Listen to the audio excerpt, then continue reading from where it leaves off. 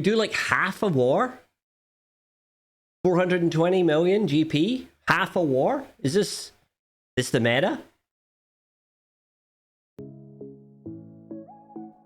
I've decided to go on a journey.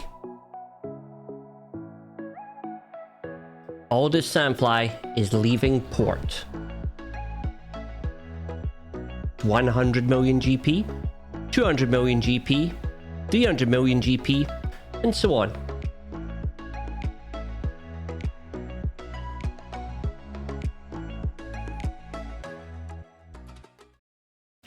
Hey guys, everyone, welcome back to another episode of Aldy Journey. Today I'm going to unpack the 420 million GP territory war. What do the teams look like?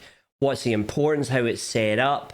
And generally talk about my relationship with it, how I found it.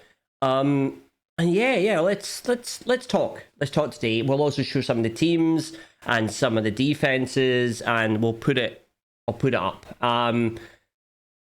Let me jump over. Let me go actually into the game for this. Probably easier. Let me go over here. Hi, I'm over here. Firstly, so the guild's 415 million GP. We locked in at 356 million GP. So that put us in that second or third top bracket for the rewards. Now, we talked a little bit in the last video about how I felt the rewards sort of cut off, especially around the droid brains. But look at this, you know, at this level, you're starting to get, if you win, you're getting 3 droid brains.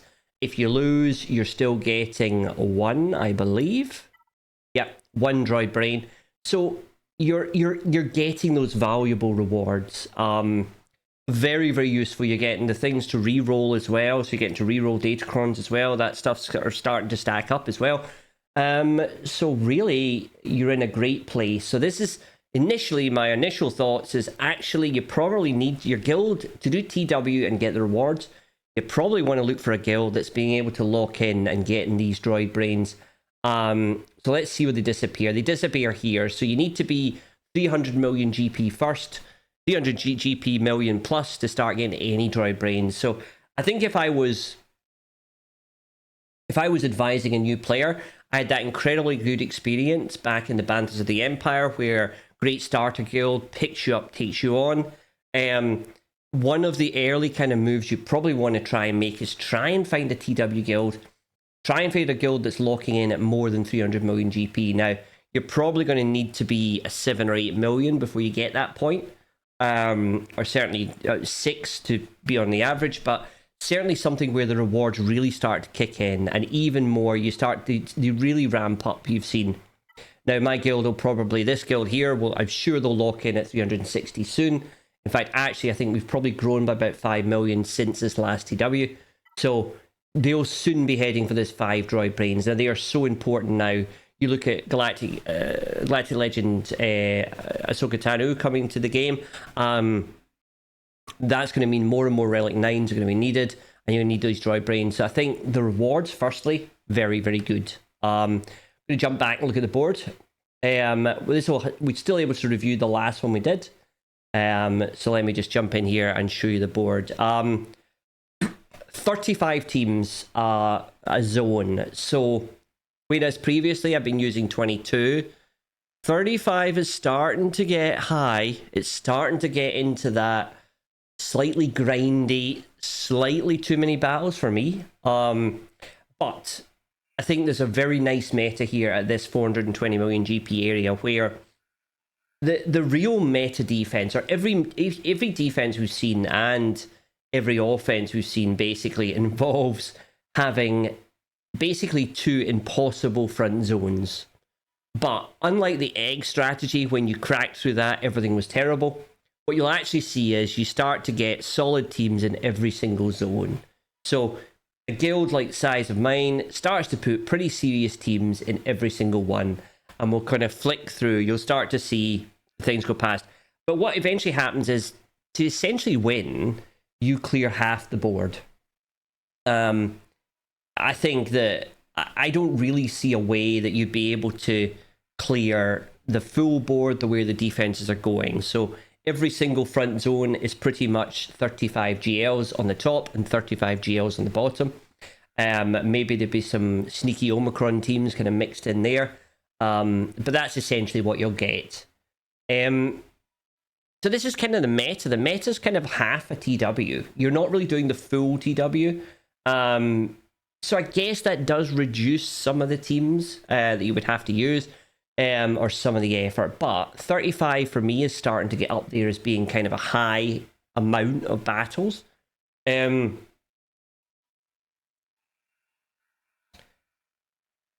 start to scroll the teams. Let me start to scroll the teams if I'm not already. I should say, let's talk about kind of the balance of teams I see. Okay, I would say that almost every single zone has maybe 1 or 2 or 3 different types of team. So what you see when your zones on defense is, or no, offense, the ones that we're facing, you kind of see, okay, place this team or this team or this team. So obviously these guilds are giving very, very specific instructions as to what should be in that zone. They're giving specific instructions on whether it has the Omicron or not. You're starting to get some similarity of the teams. Like, I think one of the zones we faced was almost purely GMK, or almost purely CLS, or almost purely Genotions with the Omicron on the Poggle. Starting to get to this point, whereas previously there weren't really instructions as to what to place on defense or offense, we're starting to get to this point of 420 where there's like a prescribed tactic. I should give a shout out to our incredible TW officer. Let me get the name right. I'm awful at these things. What's smacking? Sorry, I forgot your name. What's smacking is absolutely incredible. So, quite clearly somebody that enjoys TW, enjoys the tactics of it, enjoys the plan, very clear in communicating. And it's almost like, I mean, Territory War is like a completely different game, almost. It's a game inside a game. Maybe the way I kind of think about it is you get a TW game, you have a GAC game, you have a TB game. Now, Territory War is a very separate strategy. You've got to look at everybody's guild, everybody's rosters, and use a lot of tools. Now, it's very, very clear that this guild, run by Moulin Moo, What Smacking is doing an astounding job. What they're doing really is looking at the opponent guild, looking at the matchup, seeing how many GLs they've got, how many GLs we've got, what they maybe have prioritized. Do they have Reva yet? How many Revas? What's their ships like? And actually then sort of choosing how many of our meta teams to put on defense, what we should keep for offense, what we're likely to face. It's a very kind of strategic chess match now. And I think the Battalion Bravos do that very, very well. And they have a very, very high win rate in TW. And rightfully so. They know what they're doing. They're highly organized. So shout out to the organization. The process itself, let me talk about that. Defense was very good to set. Every single zone, I had a choice of maybe 2 or 3 teams I could put down. How many did I want to put down? All very clear on what I needed to put down. No specified datacrons, though, is something which, or very few, I should say. So I'm starting, we'll talk a little bit about it. Whereas datacrons were kind of absent at the 280 million GP guild, there's maybe 1 or 2. Even at 420, we're starting to see datacrons. So as we scrolling through the teams on defense, you'll start to see maybe starting to be about 40% of teams have a datacron on them. That's the kind of area that we're looking at, this area. And it's weird because obviously every one of my teams is a datacron. So that's kind of, and I think when we get to back to the 600 million GP guild, we're going to find every single team in TW has exactly the right datacron, and we'll start to see datacrons being prescribed for the team. There were some, obviously, don't get me wrong, there were some datacrons prescribed, but I would say that we're probably running at about 40% on the front, maybe having them, maybe 50% in the front, starting to move to maybe 30%. So datacron's really starting to take hold. but not 100% Datacron. So that's something that kind of surprised me about where the Datacrons were. And maybe when we talk about TW in a wider video, where I look at kind of the tiers of TW, Datacrons and when they start to appear and how impactful they are is really something which is important for the game. I think a lot of people talk about Datacrons like the be all and end all. However, they're present here at 415, 420 million GP, but they're not dominating. They are there, and like I say, but so I think not yet got to the point where we're specifying a team, a Datacron, and a specific way of modding. Though that's not there yet. So where we are now is a good combination, whether it's got the Omicron or not. One or two teams have a Datacron, but not across the board prevalent. So I found that very interesting. How did I do? Should we talk about all these ability?